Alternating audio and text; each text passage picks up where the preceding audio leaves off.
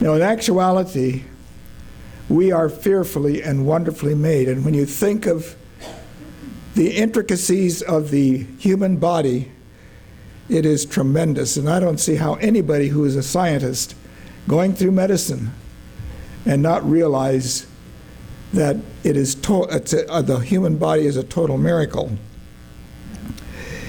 Anyway, the bones of our body comprise the rigid portion of our musculoskeletal system that gives a support to our body and provides a platform for our muscles to lie on. Then you add the joints, and at the proper location, they are able to bend and give motion to various extremities and become functional and usable tools that we use in the activities of life. Yes, our extremities are tools that are alive and useful, very much alive. Every cell is alive. We take our bodies much for granted and not realizing what life would be like without arms, legs, feet, hands, or fingers.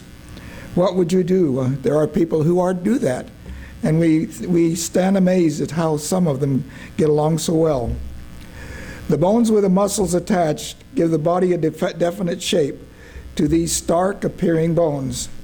Thus, with the addition of the skin covering the extremities, chest, and abdomen, we have the true beauty of the human frame. Our Creator is the greatest artist. Have you ever wondered about living a life of a stick man?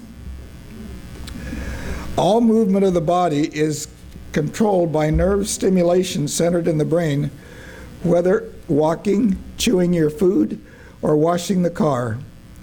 Our bones also protect the vital organs of the body. The skull protects the brain, the chest it protects the heart and the lungs, and part of the upper abdomen organs.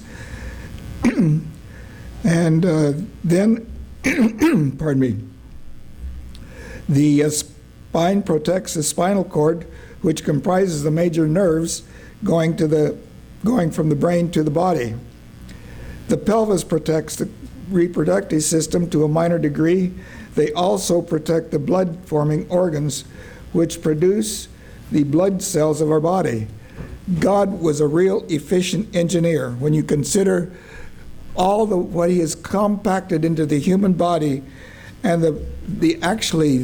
basically all the things that are generated within the human body. So with all these functions of the bones, it is important to keep them healthy.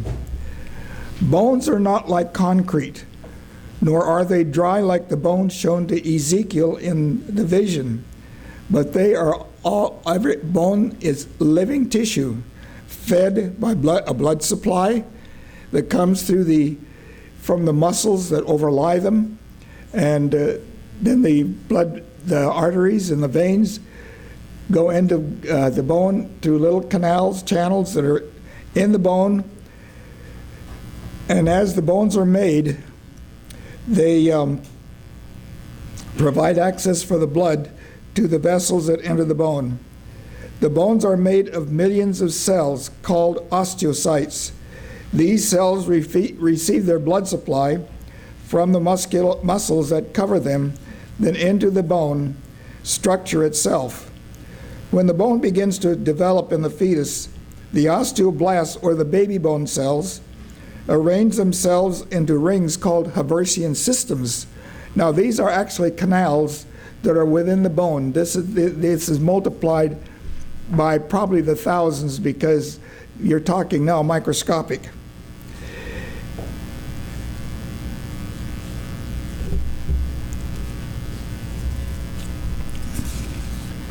It is through these canals that blood is brought to the individual cell, bringing oxygen, nutrients, hormones, and calcium to nourish and calcify the bone structure to make it strong.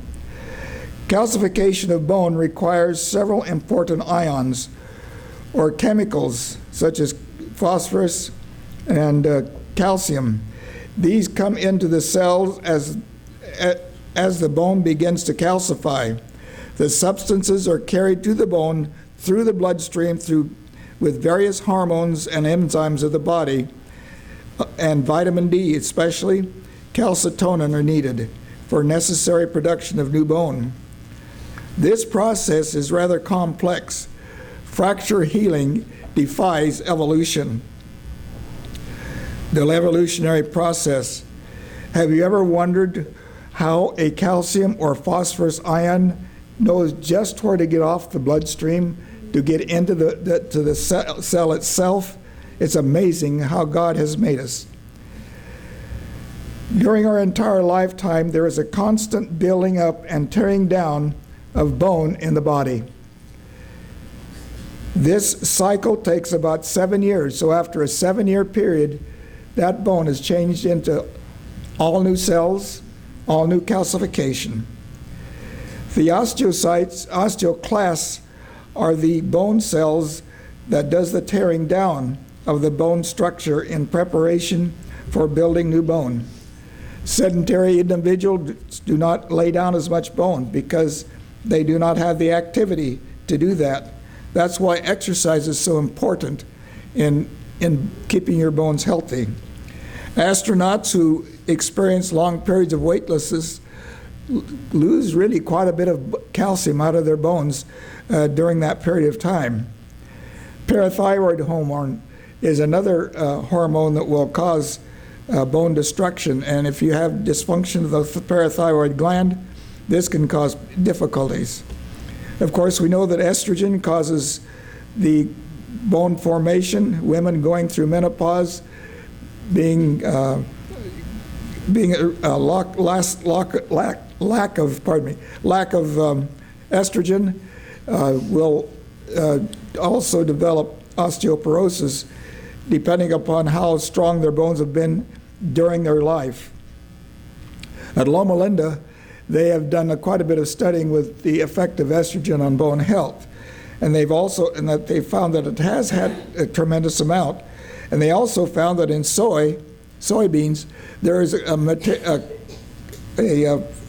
constituents called isoflavones that have a similar effect as the estrogen.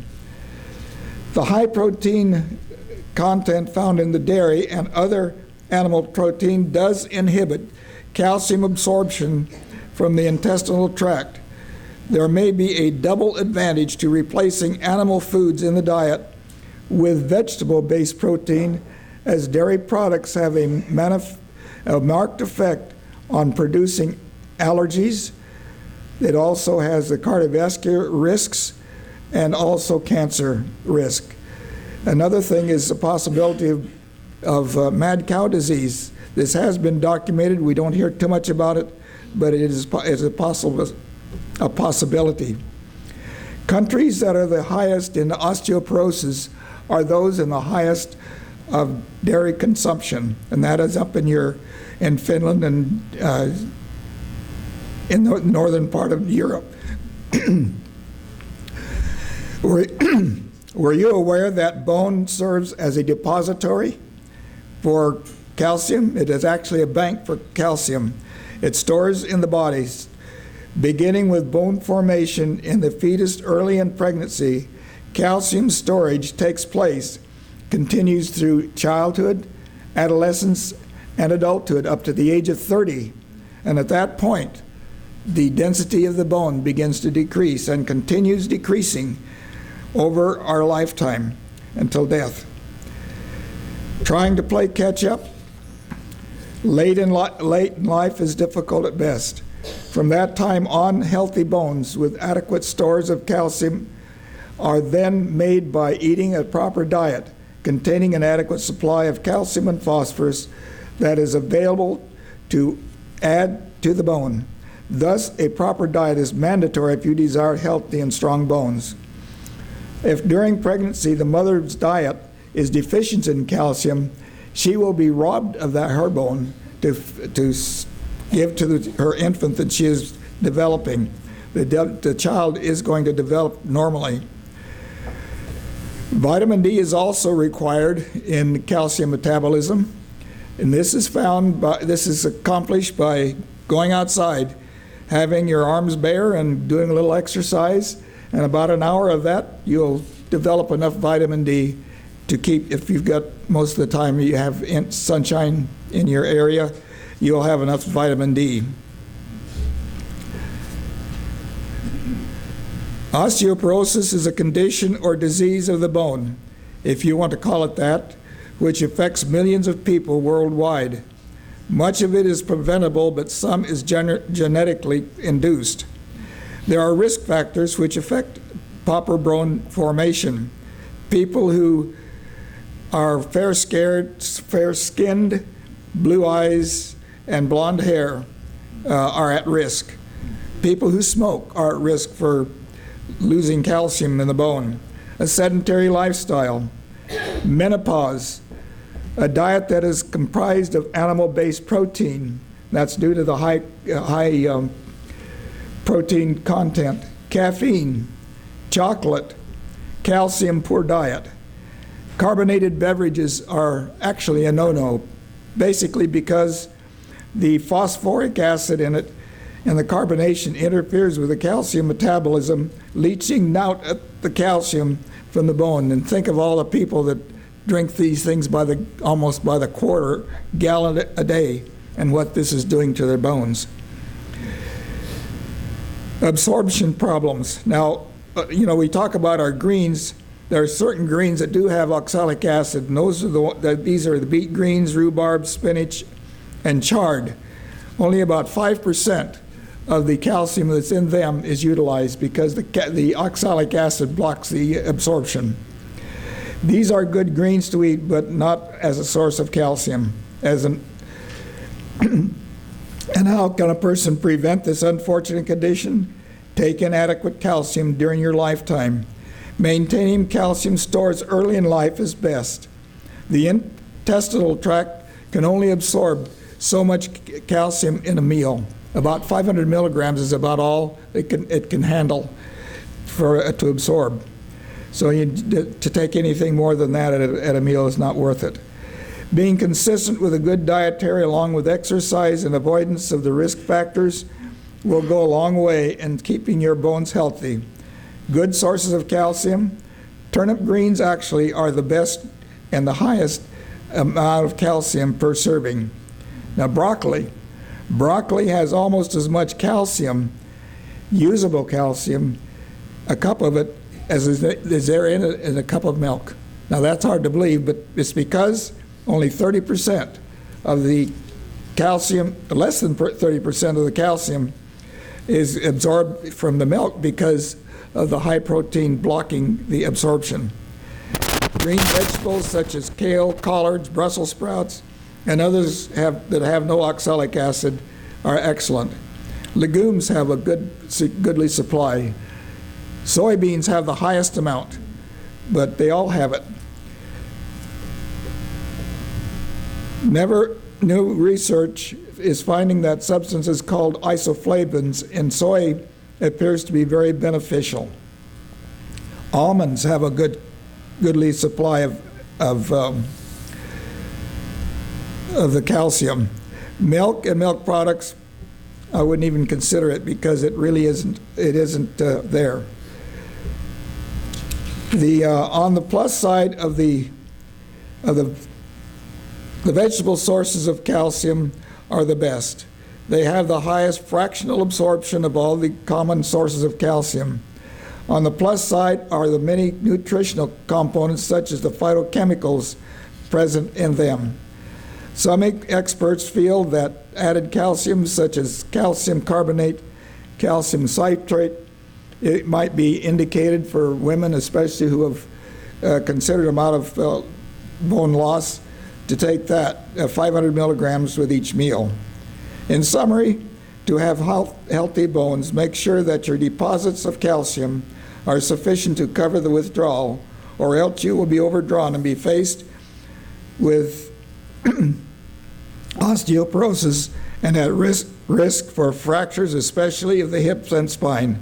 Unfortunately, along the way, there are a few robberies that take place, factors we are unable to control. So plan ahead. Thank you.